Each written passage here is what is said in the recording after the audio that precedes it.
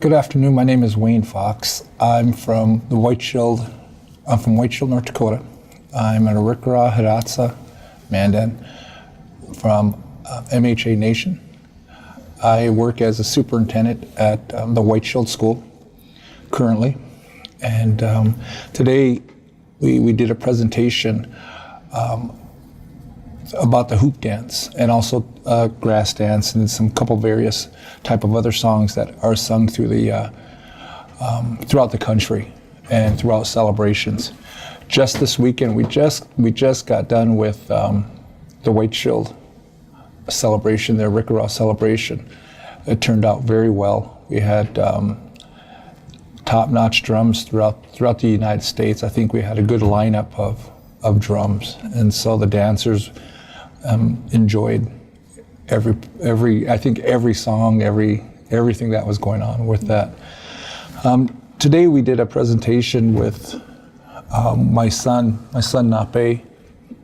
That's been watching me throughout my lifetime, and one of the things that I've always talked to him about was learning how to do this, how to whatever you put on, make sure you know that story.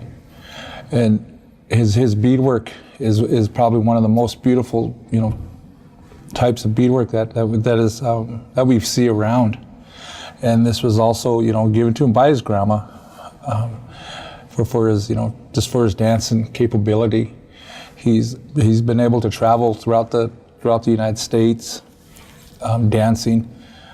And right now he's learning how to do the hoop dance, and that's a tough job in itself, because there's many types of other hoop dancers that are out there, younger hoop dancers, and I know he sees the pictures, he talks about them, he always and I know he wants to get there, and as for myself, when I start hoop dancing and actually start grass dancing, I had the opportunity to see the world. Not once did I ever think these hoops would take me all over,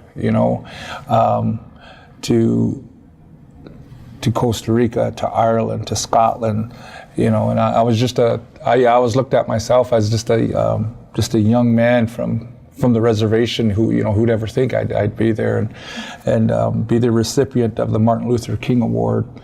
I think that was probably one of the best moments of my life. And I know at that time my son was probably about maybe 6, and I know he had his hoops, and I think we still have one of his hoops. Go pull one of your hoops out. We still have one of his hoops when he first started. And we've always carried it around with us, and he, I've never forgotten it. So this is like one of his very first hoops when he started hoop dancing. So I can't even imagine how small he used to be, But he would have 10 hoops, and he would dance. He would go through them, and he would travel with me to Denver, Colorado, all over to do schools to hoop dance.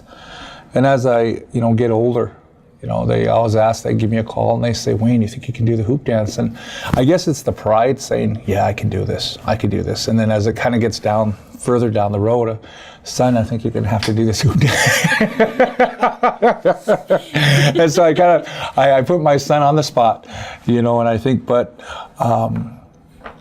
I firmly believe making him come out of his comfort zone and being able to perform and being able to be in front of people and to share this dance, it'll really, I think, enhances his speaking ability, his public speaking, and being more confident with himself. So there's a lot of teachings to this, and it's just not the traditional aspects of the dance, but of if you look at it today, of how we have to be, as Native people, and and just as everybody, and to have those good speaking skills and being able to speak in front of tons of people, and not be able to sweat, and that's one thing. And so, and one thing my son hasn't been able to master yet is to dance